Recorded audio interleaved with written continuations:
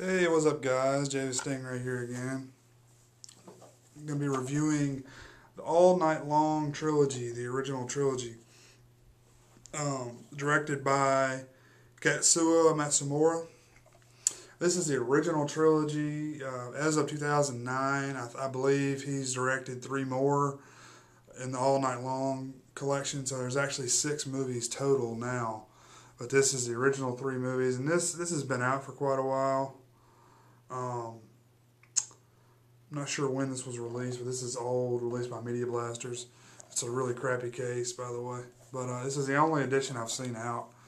There may be more, but I know when these came out in Japan, I think they were pretty risque, pretty.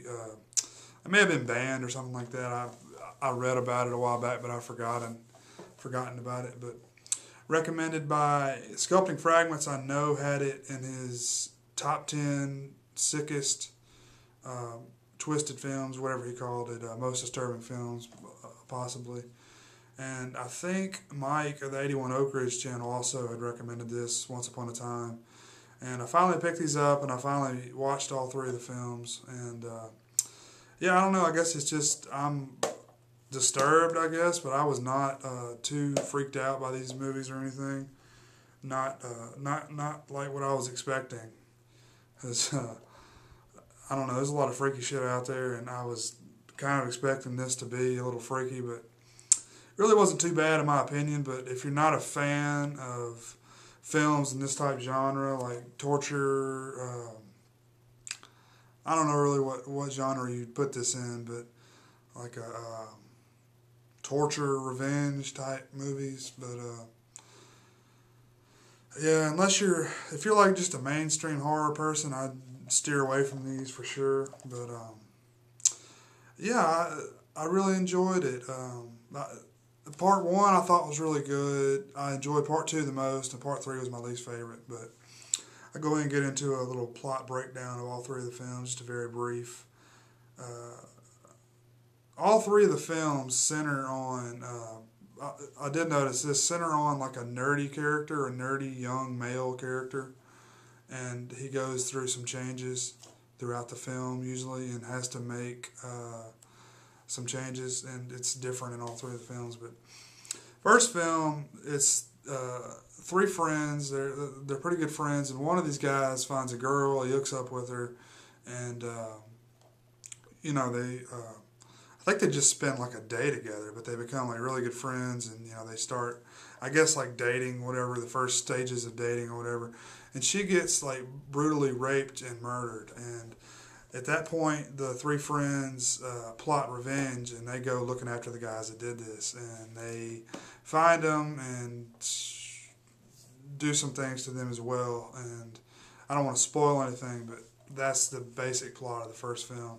Second film, you have another nerdy character. He's like a computer geek, and he's like, keep in mind this is 1995, and he's like all over the internet and stuff, and he's all into like chat rooms and stuff like that. So he's gotten mixed up with this gang. It's really weird. It's like a homosexual gang that just torture the shit out of people and just do lots of weird stuff, and just a really bizarre deal there. Like the main leader of this gang, like really likes this kid for some reason. I don't know if he's attracted to him or whatever, but he shows him a lot of the shit that he does. He tortures a woman in front of him, and he gives him a chance to torture the girl as well, and the boy can't bring himself to do it.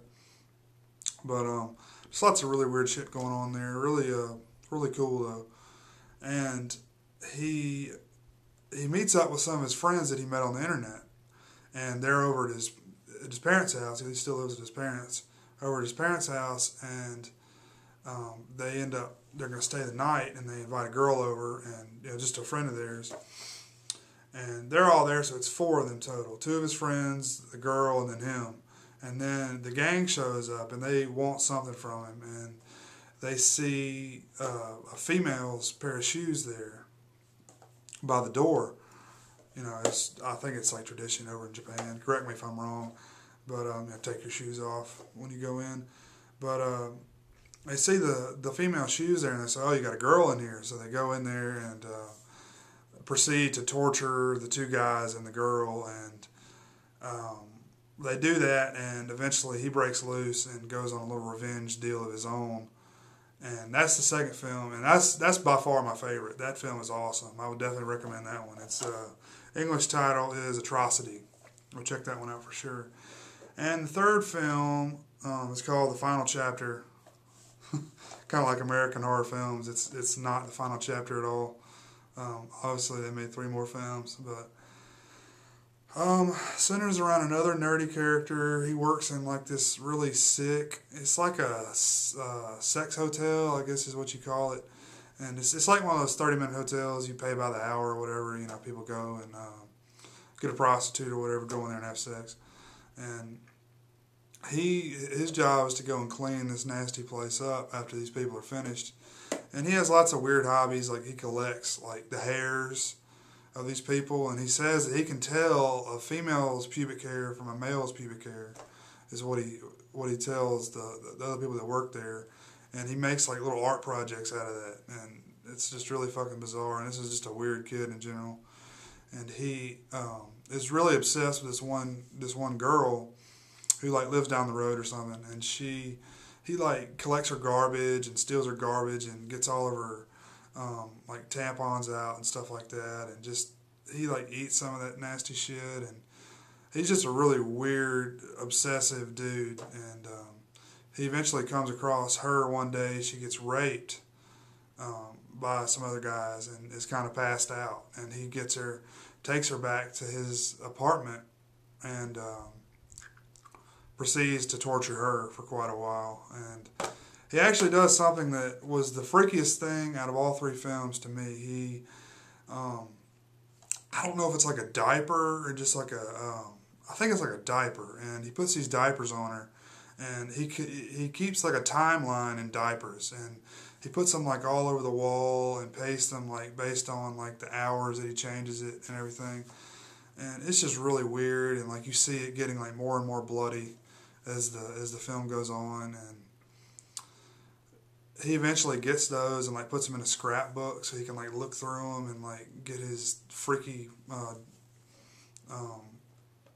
I guess satisfaction by looking through those scrapbooks. But that's the nastiest part of those films to me, and just really, really sick and twisted shit. And eventually tortures her, kills her, and then he just basically goes bonkers and goes and finds some more girls to do the same thing too. And you get to see his character develop into something else, and that's basically the central plot element that I saw through all 3 films. Was you see a character and you see them change into something even more evil and sick and twisted than they were in the beginning of the film. And the tagline of this set is "Human beings are garbage." And that's really a great way to describe these 3 films. They're really demented. I just like by the time you get to the 3rd film, there's like no humanity left, and you just like really depressing films. Like I wouldn't recommend watching these all 3 in one day. You probably like want to go and fucking kill yourself or something. But I definitely watch these like at least a day apart. My personal opinion, just because I can't watch this shit all the time. I don't know. I guess some people can, but I need something a little more lighthearted in my menu of films. Anyway, guys, that's been my long-winded review. Thanks for watching. Peace.